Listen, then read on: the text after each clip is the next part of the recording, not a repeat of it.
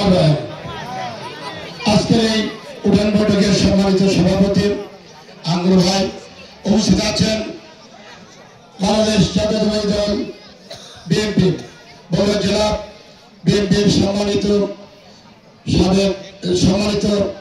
ভারপ্রাপ্ত সাধারণ সম্পাদক নন্দন কাহালুর কৃতি সন্তান নন্দন কাহালুর মাটিয়া মানুষের নেতা নন্দন কাহালুর রূপকার নন্দীগ্রামের কৃতি সন্তান ধানের শীষের প্রার্থী জনাব মোশাররফ হোসেন ভাই উপস্থিত আছেন বাংলাদেশ জাতীয়তাবাদী দল নন্দীগ্রাম উপজেলা বিএনপি সংগ্রামী সভাপতি জনাব আলাউদ্দিন ভাই উপস্থিত আছেন নন্দীগ্রাম পৌর বিএনপির সংগ্রামী সভাপতি সাবেক ছাত্র নেতা সাবেক যুব নেতা জনাব আলেকজান্ডার উপস্থিত আছেন পৌর বিএনপির সম্মানিত সাধারণ সম্পাদক সাবেক ছাত্র নেতা সাবেক যুব নেতা জনাব শিবন সহ বিএনপি ছাত্র দল যুব দল স্বেচ্ছাসেবক দল কৃষক দল মহিলা দল এবং আমার সামনে উপবিষ্ট অত্র ইউনিয়নের বিভিন্ন পর্যায়ের নেতৃবৃন্দ সবাইকে জানাই আমার প্রান্তীয় সংগঠন বাংলাদেশ জাতীয়তাবাদী দল নন্দীগ্রাম উপজেলা বিএনপির পক্ষ থেকে সংগ্রামী সালাম ও অভিনন্দন। আসসালামু আলাইকুম। সম্মানিত ভাইয়েরা, আমরা এসেছি ধানের শীষ মার্কা ভোট চাওয়ার জন্য। তার জন্য এসেছি আলহাজ মোশাররফ ভাই সাবেক এমপি এবং বর্তমান ধানের শীষের কান্ডারি আলহাজ মোশাররফ ভাই। কয়েকদিন আগে শুনেছেন এই গ্রামে 50 জন লোক দাঁড়িপাল্লা মার্কায় যোগ দিয়েছেন জামাতে।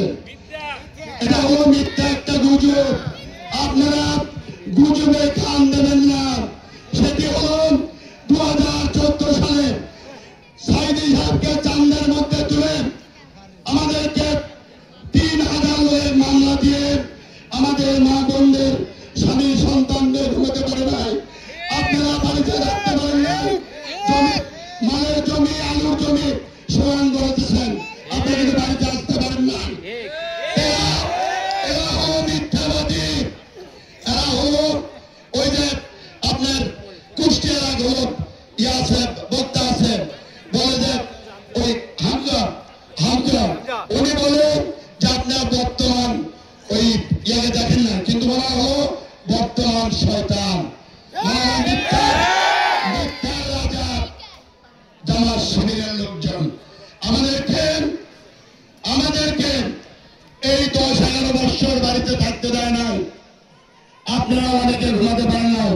মা বন্ধুর উদ্দেশ্যে একটি কথা বলতে চাই। একদল মহিলা আসবেন, আপনাদের বেহেশত দেওয়ার কথা বলবেন, আপনারা সজাগ থাকবেন। এই গুজব পানির তেল ভাজক নয়, সজাগ থাকবেন। আপনাদের কিন্তু বেহেশত দিতে চাইবেন। আপনারা বলবেন নামাজ রোজা হজ জাকাত না করলে বেহেশত পাওয়া যাবে না।